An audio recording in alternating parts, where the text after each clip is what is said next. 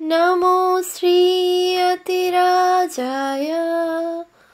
विवेकानन्दसूरये सच्चित्सुखस्वरूपाय स्वामिने तापहारिणे।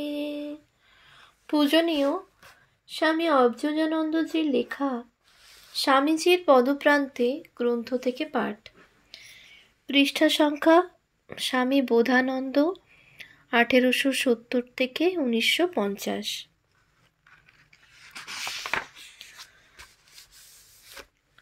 ক্লাসের ঘণ্টা তখনও বাজে নাই। বালকের দল ছুটিতেছে, খেলিতেছে। তাহাদের প্রাণোচ্ছল কলরবে বিদ্যালয় ভবন মুখরিত। দোতলায় চতুর্থ শ্রেণীর কক্ষের জানালায় দাঁড়াইয়া জনৈক বালক বাহিরের দিকে এক দৃষ্টে তাকাইয়া আছে। স্বভাব চপল তাহার চোখ দুইটি বিস্ময়ে ও সম্ভ্রমে সুস্থির শান্ত। কিন্তু কাহাকে দেখিয়া সে এমন মুগ্ধ হইল? প্রধান শিক্ষক মহাশয় বিদ্যালয়ে প্রবেশ করিতেছেন। তাহার গৌরবর্ণ উন্নত দেহে কালো আলপাকার কোট চাপানো, গলায় সাদা চাদর, এক হাতে ছাতা, অপর হাতে কি একখানা পুস্তক, আর আয়ত চক্ষু দুইটিতে যেন বিদ্যুতের ঝলক। তাহার চেহারায় যেমন অমিত তেজ ও মাধুর্য, চলনেও তেমনি অসীম দৃঢ়তা ও সৌন্দর্য। সৌম্য দর্শন তরুণ এই প্রধান শিক্ষকের প্রতিটি পদক্ষেপই বালককে আকৃষ্ট করিয়াছে। অপলক নেত্রে তাই সে তাহাকেই দেখিতেছিল। শুধু একদিন নয়, প্রতিদিনই সে এমন করে। শিক্ষক মহাশয় বিদ্যালয়ে নবাগত, মাত্র কয়েকদিন হইল আসিয়াছেন। বালকটি কিন্তু রোজই তাহার পথপানে তাকাইয়া থাকে। উচ্চ শ্রেণীতে উঠে নাই এখনো, তাই প্রধান শিক্ষকের অধ্যাপনা শুনিবার প্রত্যক্ষ সুযোগ তাহার হয় না। মাস্টার মহাশয়কে যতই দেখে ততই সে ভাবে, এমন জ্যোতির্ময় চক্ষু কি মানুষের হয়? ইনি নিশ্চয়ই খুব অসাধারণ পুরুষ হইবেন। বালকটির নাম হরিপদ চট্টোপাধ্যায়, কলিকাতার বহুবাজারস্থ মেট্রোপলিটন স্কুলের ছাত্র।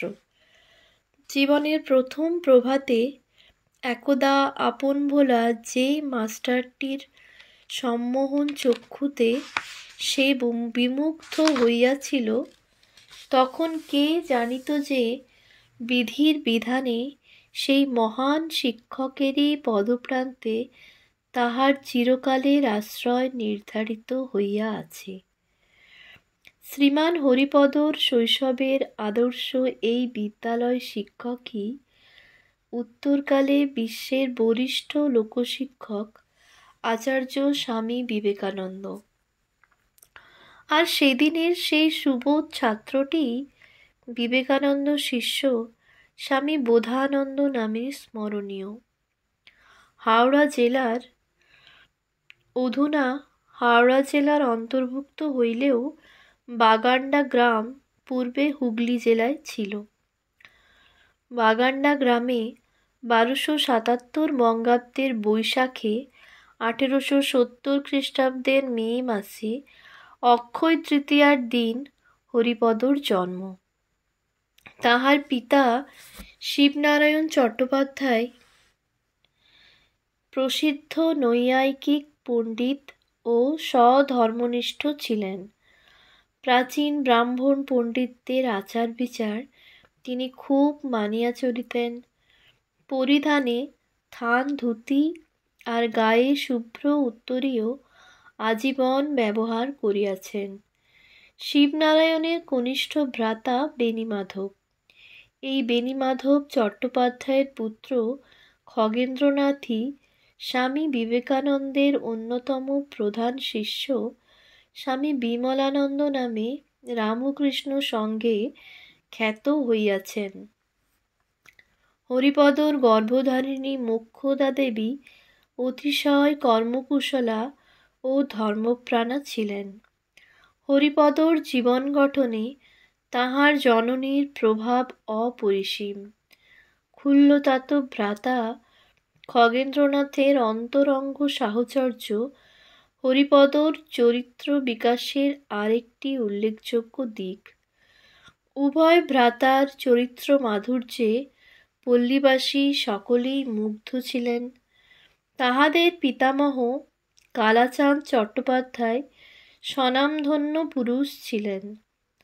গ্রামের জনৈক প্রাচীন ব্যক্তি একদা কালাচাঁদবাবুকে তাহার এই দুই নাতির প্রসঙ্গে বলিয়াছিলেন, খগেন আর হরিপদ কখনো মেয়েদের মুখের দিকে তাকায় না।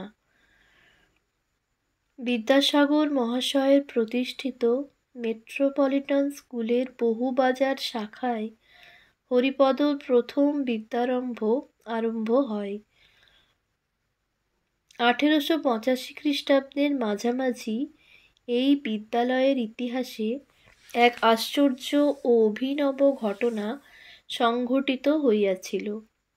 বিশ্ববিশ্রুত স্বামীজি তখন শ্রী নরেন্দ্রনাথ দত্ত নামে সেখানে প্রধান শিক্ষকতা করিতেছিলেন। মে মাস হইতে আরম্ভ করিয়া মাত্র 3-4 মাসের জন্য অবশ্য তিনি ওই বিদ্যালয়ের গণ্ডিবদ্ধ ছিলেন।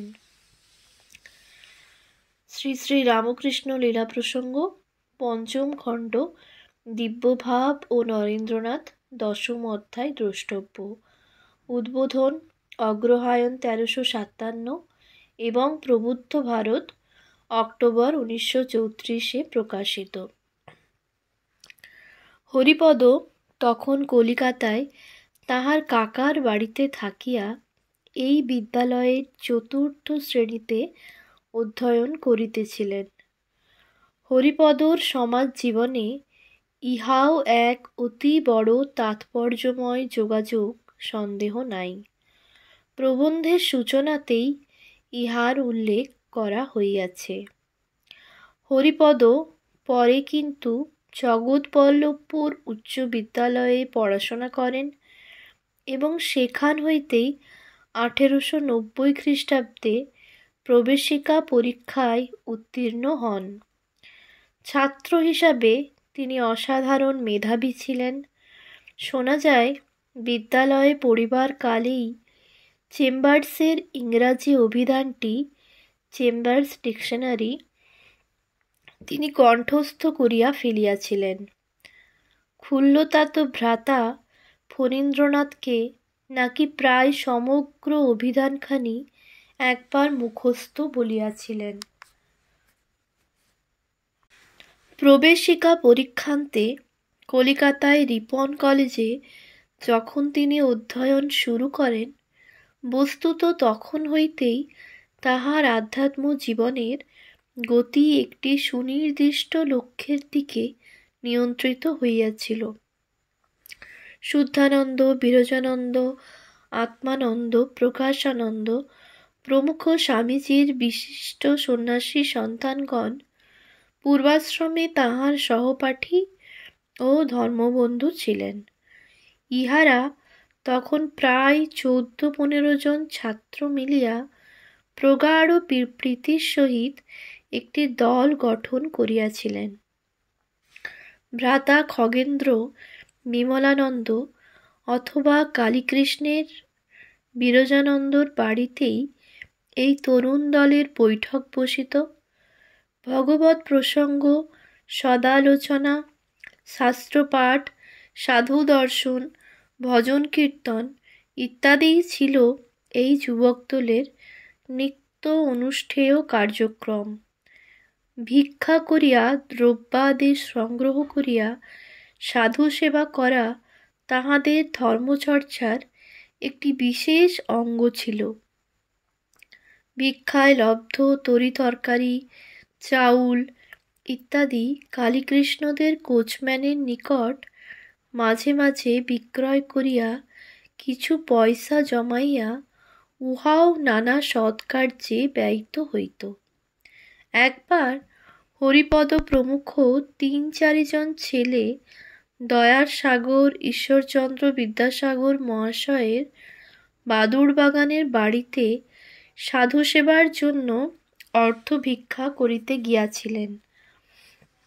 যুবকরা যথাসাধ্য প্রণামান্তে তাহাদের অভিপ্রায় জ্ঞাপন করিলে বিদ্যাসাগর মহাশয় নাকি বিরক্তির সহিত বলিয়াছিলেন, যখন নিজেরা অর্থ উপার্জনক্ষম হইবে তখন সোপার্জিত অর্থে সাধু ভোজন করাইও, আমি উহার জন্য 1 পয়সাও দিব না।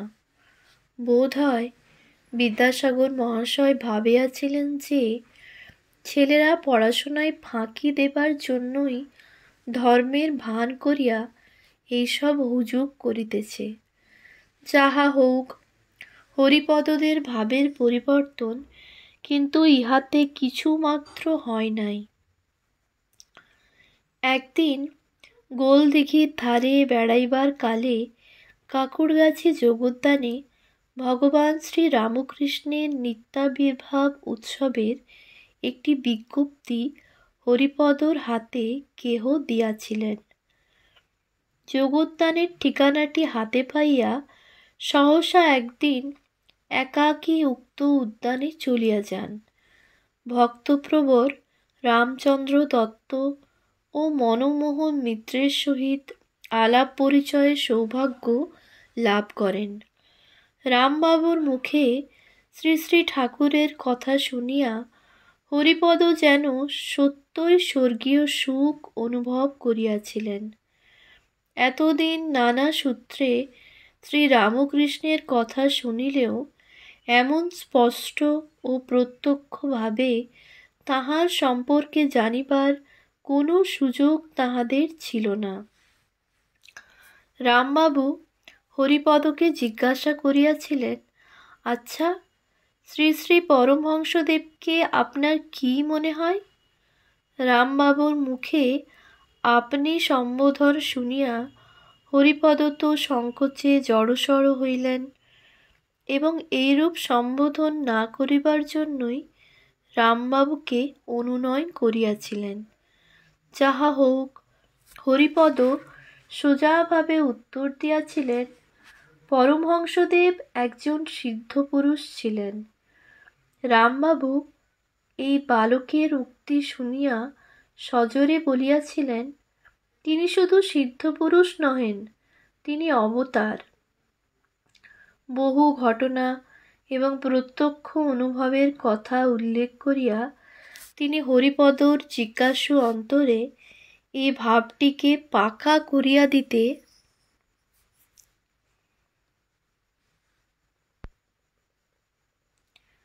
প্রয়াস পাইয়াছিলেন। হরিপদর উত্তর জীবনে লিখিত স্মৃতিকথা হইতে জানা যায়, সেদিন রামবাবু তাহাকে আরও বলিয়াছিলেন যে সিদ্ধপুরুষ একটি মাত্র সাধনমার্গ অনুসরণ করিয়া সেইটাতেই সমগ্র জীবন অতিবাহিত করেন এবং শেষ দশায় সিদ্ধিলাভ করেন। কিন্তু পরমহংসদেব জগতের প্রধান ধর্মগুলির সাধন পদ্ধতি নিয়মিত অনুষ্ঠান করিয়া সবগুলিতেই সিদ্ধিলাভ করেন এবং সকলের ভিতর একই সত্য উপলব্ধি করেন। তিনি বলিতেন, মত পথ, অর্থাৎ সমস্ত ধর্মমতই এক সত্যে প্রতিষ্ঠিত ও এক সত্যই উহাদের লক্ষ্য।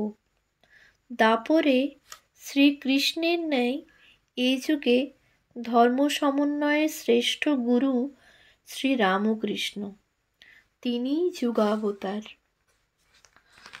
ওম শান্তি শান্তি শান্তি। हरिः ओम तत्सत्। श्रीरामकृष्णार्पणमस्तु।